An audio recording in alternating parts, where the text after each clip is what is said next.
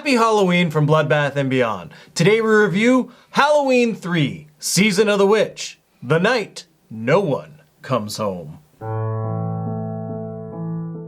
Directed by Tommy Lee Wallace, starring Dan O'Hurley, Stacey Nelkin, and Tom Atkins, Halloween 3 is not your typical Halloween movie because it does not have Michael Myers in it. Instead, they chose to go a different route. Every kid wants one of these Halloween masks. Dr. Challis noticed that something is up with these masks, and he sets out to investigate what the hell the Silver Shamrock is doing and why they're selling so many of these darn masks. Well, I know my synopsis was fairly vague.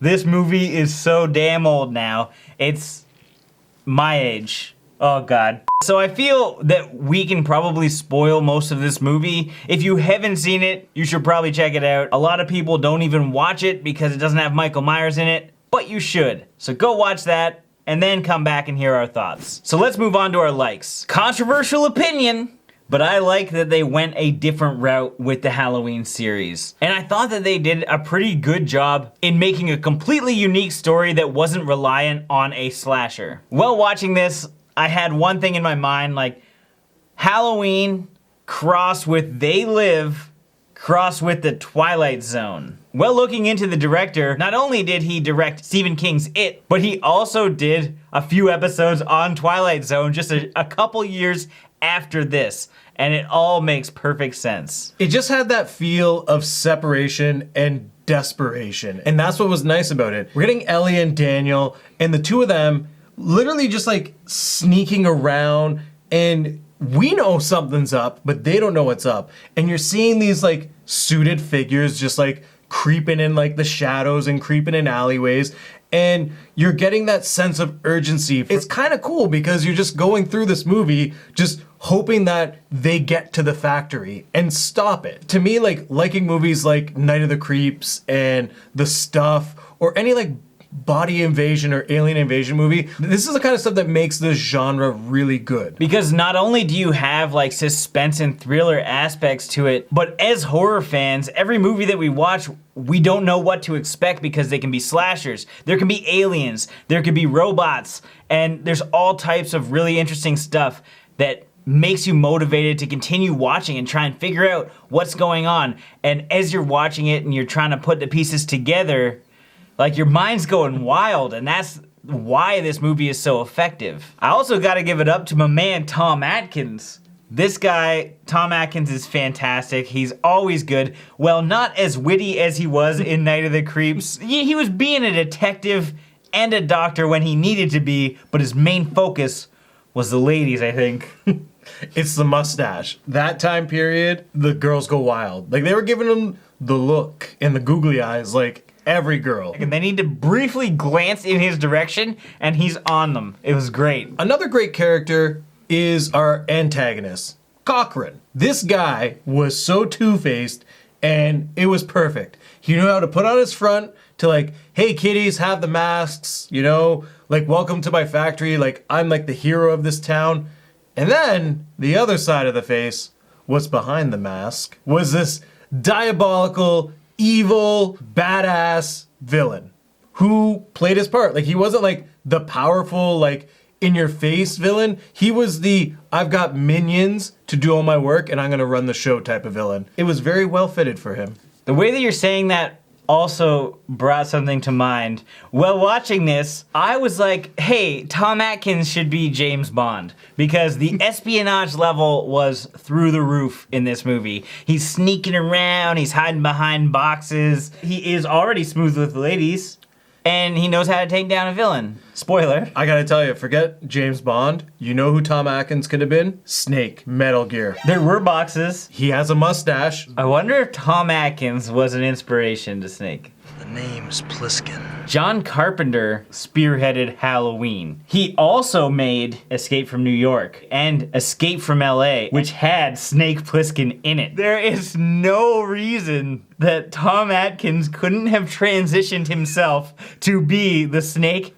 He could be. But hey, that's just a theory. A film theory. As expected, John Carpenter and Alan Hallworth did an amazing job on the score in this movie. It was classic, it was creepy, and on top of that, what the characters are hearing is probably one of the best jingles for a Halloween song I've ever heard in my life. 8 more days to Halloween, Halloween, Halloween. 8 more days to Halloween, Silver Shamrock. I really enjoyed the pace of this movie. It moved a little bit slower than we're used to, but there was always something really interesting happening, and I think because our two leads were so good at what they were doing, we stayed involved with their decisions and their motives, and even just watching them on screen interact with each other, and you can see kind of like a flick of the switch as they kind of realize what's happening and kind of go with it. It really helped quicken the pace because you're actually invested in our main characters. With that, we have beautiful cinematography. One of my favorite examples is Tom Atkins is on the phone, and there's a cop that needs to use the phone. And the way that he moves around the room is fantastic. It was just a really well blocked shot, along with many others throughout the film. Yeah, and when we touch base on the suspense and the tension, the lighting is what creates the atmosphere in this movie, especially when you're getting with Cochran and all of his minions and the cyborgs or whatever you want to call them. They're all lit perfectly that you can only really see the suits and you can't see their face. And there's moments when you're learning more about Cochran and his character where he's stepping in and out of the shadows, and it's just well executed to create this like cinematic feeling of intimidation. Now let's move on to our dislikes. Talking a lot about the tension and the suspense in this film, it's a Halloween movie. And I'm not saying like it's a Halloween as a part of the franchise, it's a Halloween movie. And I didn't feel scared. And to make a movie where it takes place in the scariest time of the year, there's no fear in this movie other than the fear of getting caught. And that's a different kind of emotion than what I want or am expecting from a Halloween movie. I'm not necessarily saying I need jump scares, but I want like an atmospheric sense of like chill. Making the reference back to Twilight Zone, it's like it is that Twilight Zone feel, which is not that scary. It's just more curiosity. The audience is more curious as to how things work and what is about to happen more than they are on the edge of their seat because they're terrified.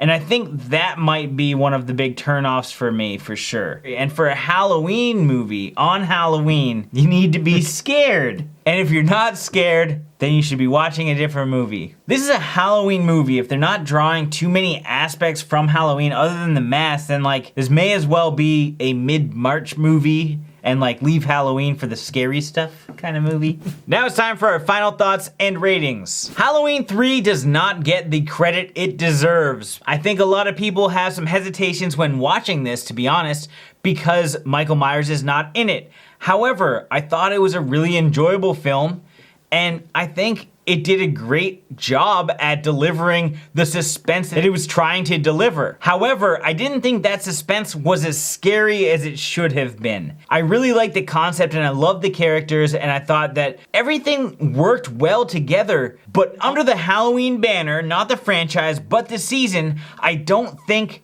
that it really executed what it could have been. That said, I still really enjoyed it, and I think that Tom Atkins did a stellar job along with Stacey Nelkin.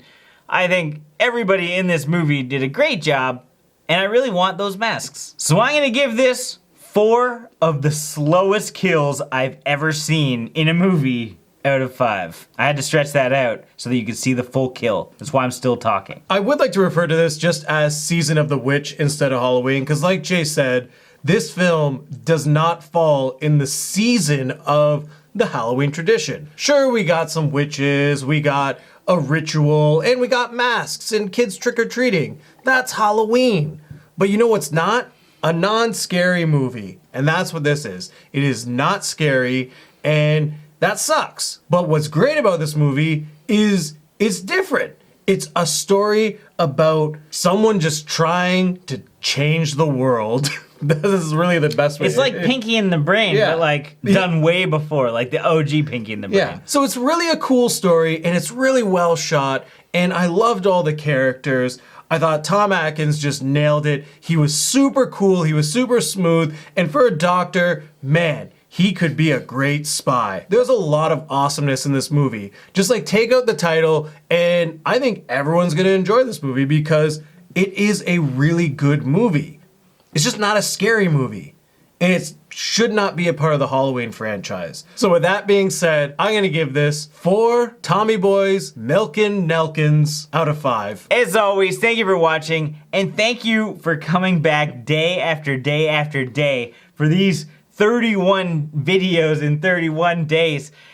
I am exhausted, but I'm happy and sad at the same time. It is finally Halloween, but unfortunately we're moving on to November. However, if you're watching this on Halloween Day, we at Bloodbath and Beyond hope you have the best Halloween you've ever had. And if you're new here, we do this shit all year round. Like, we're going to review Hatchet tomorrow. So come back tomorrow because we're gonna review Hatchet.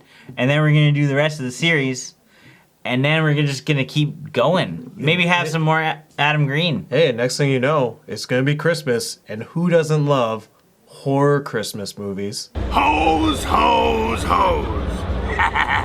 Happy Halloween!